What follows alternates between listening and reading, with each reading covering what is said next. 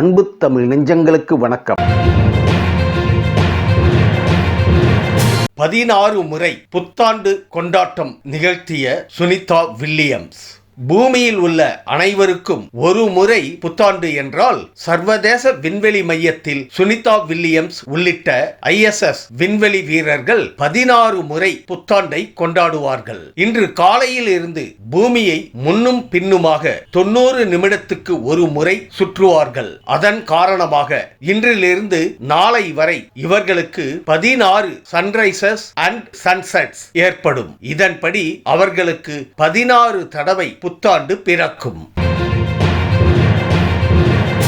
நல்லவங்களை ஆண்டவன் கைவிட மாட்டான். ரஜினிகாந்த் புத்தாண்டு பிறப்பையொட்டி நடிகர் ரஜினிகாந்த் வாழ்த்து அறிக்கை வெளியிட்டுள்ளார். அதில் அவர் நல்லவங்களை ஆண்டவன் சோதிப்பான் என்றும் கைவிட மாட்டான் என்றும் தெரிவித்துள்ளார். அதேபோல் கெட்டவங்களுக்கு ஆண்டவன் நிறைய கொடுப்பான் என்றும் ஆனா கைவிட்டுடுவான் என்றும் ரஜினிகாந்த் கூறியுள்ளார். வாழ்த்தில் ஸ்லேடையாக யாரையோ சாடியிருப்பதாக கூறப்படுகிறது. இதனால் சினிமா வட்டாரத்தில் பரபரப்பு ஏற்பட்டுள்ளது.